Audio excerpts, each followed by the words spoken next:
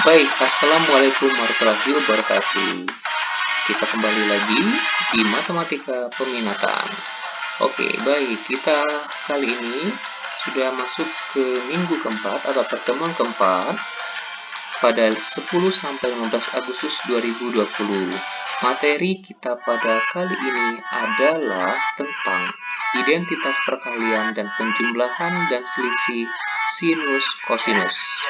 Ada identitas perkalian sinus dan kosinus, kemudian ada juga identitas penjumlahannya atau selisih sinus dan kosinus. Kita lanjutkan. Oke, ini adalah rumus identitas perkalian sinus dan kosinus. Untuk dua ini bisa saja menjadi bentuk seperdua. Itu boleh. Jadi ini hilang. Begitupun untuk yang seterusnya. Boleh juga duanya ditulis seperti ini. Bisa bentuk 2 cos alpha sin beta, atau bisa juga bentuknya yang ini tidak diikutkan. Jadi cos alpha dikali sin beta sama dengan sin alpha ditambah beta dikurang sin alpha dikurang beta per 2. Gitu. Bisa juga bentuk 1/2-nya di depan, seperdua, baru bentuk yang ini di dalam kurung. Gitu. Oke, kita lanjutkan ke contoh soal. Nilai dari cos 105 derajat dikali sin 15 derajat adalah. Kalian perhatikan di cos dikali sin. Apabila cos dikali sin, apa rumusnya? Nah, lihat. Apabila bentuknya cos 105 derajat dikali sin 15 derajat, itu yang sesuai dengan rumus adalah 2 cos alpha dikali sin beta sama dengan sin alpha ditambah beta dikurang sin alpha dikurang beta. Oke. Selanjutnya, yang jadi alpha yang mana? Yang jadi alpha adalah 105 derajat. Yang jadi beta yang mana? 15 derajat. Tinggal kalian substitusi saja ke rumusnya. Oke, menjadi 1/2. 1/2 itu karena duanya tadi dipindahkan ke sini, kan menjadi bentuknya per 2. Boleh juga bentuknya menjadi 1/2 dikali cos. Nah, artinya kan sama nih. Ini kan artinya kalau tidak dibuat ini sama saja dengan per 2. Itu sama saja. Oke. Setelah kita substitusikan alfa beta 105 derajat ditambah 15 derajat, karena di sini posisinya kurang, sin 105 derajat dikurang 15 derajat akan menghasilkan 1/2 dikali sin 120 derajat dikurang sin 90 derajat. Ini kan dijumlahkan saja, yang ini dikurangkan saja. Setelah itu, dia akan menghasilkan sebuah sudut istimewa. Nah, apabila bentuknya tidak menghasilkan sebuah sudut istimewa, maka gunakan rumus-rumus sebelumnya. Oke.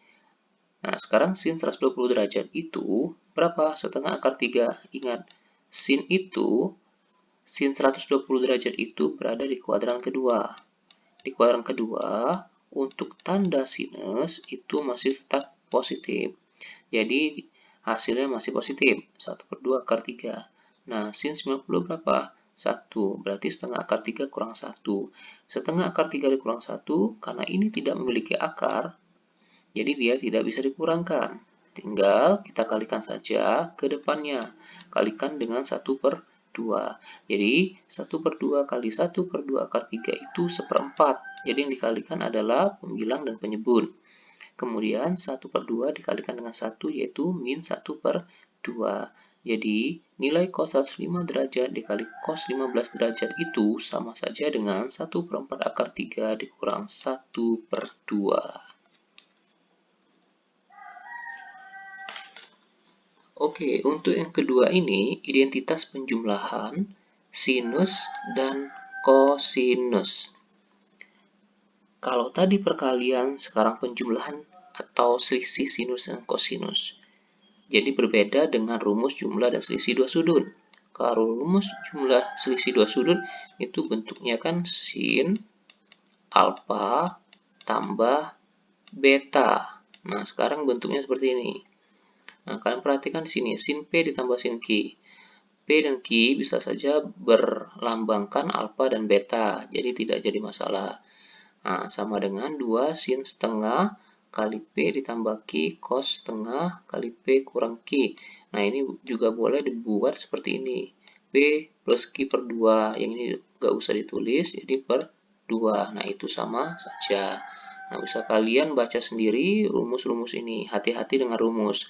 Karena kalau untuk sin plus sin min sin, cos plus cos, itu masih mudah. Tapi kalau sini hati-hati di sini. Karena dia ada tanda berbeda, yaitu negatif 2. Kita lanjutkan. Nah, ini sekedar tambahan, sebenarnya tidak dimasukkan, tapi saya tambahkan identitas penjumlahan tangens. Nah, kalau yang tangens, kalian perhatikan di sini. Sorry, ini adalah min ya, ini min. Oke, tangan P ditambah tangan Q sama dengan sin P plus Q cos P plus Q plus cos P min Q. Nah, kalau dia minus, cuman berbedanya hanya di pembilang ini saja. Selebihnya sama saja. Kita contoh. Nah, kalian perhatikan contoh berikut.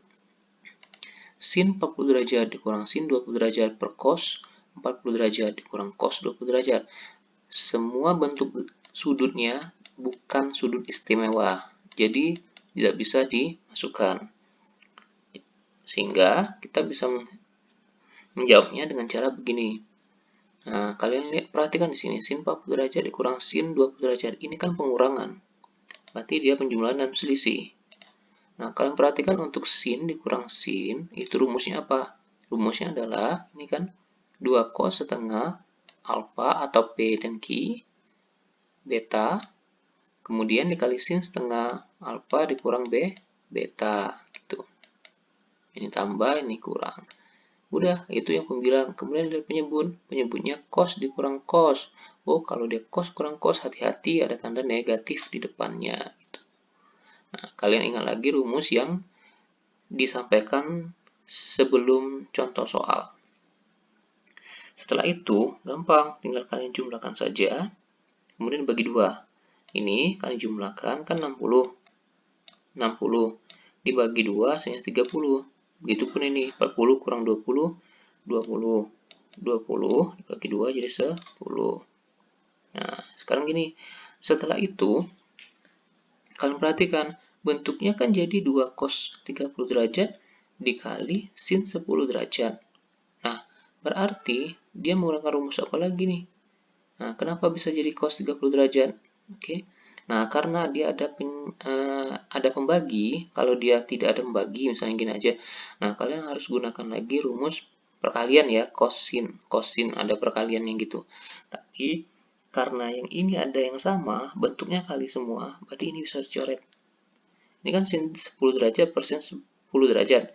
Bentuknya kali, boleh dicoret. Kalau bentuknya seperti ini tambah, atau ini tambah juga, ya bentuk penjumlahan atau pengurangan itu nggak boleh dicoret. Ya, syarat mencoret antara pembilang dan penyebut itu, kalau bentuknya itu adalah bentuk perkalian. Misalnya gini, 2 per 3 kali 2. Nah, ini boleh dicoret. Coret boleh. Tapi kalau 2 per 3 ditambah 2, nah ini nggak boleh dicoret. Tidak boleh dicoret seperti ini. Nah, kita lanjutkan sehingga hasilnya adalah cos 30 derajat ya per min sin 30 derajat, karena ini tadi coret ya, kemudian ini kan bisa coret juga. Nah, jadi minus. Nah, sehingga cos 30 derajat itu kan setengah akar 3. Sin 30 itu kan setengah, karena dia negatif jadi min setengah. Ini coret, tinggal akar 3 dibagi min 1 sama dengan min akar 3. Itu.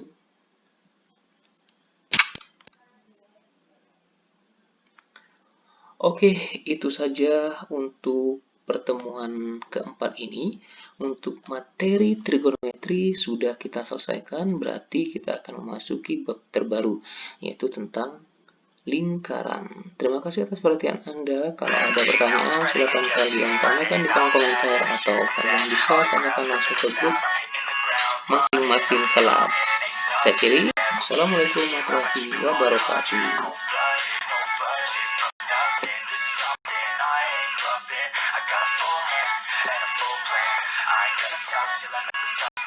Every single drop got me feeling awesome. I'm about to pop some, yeah.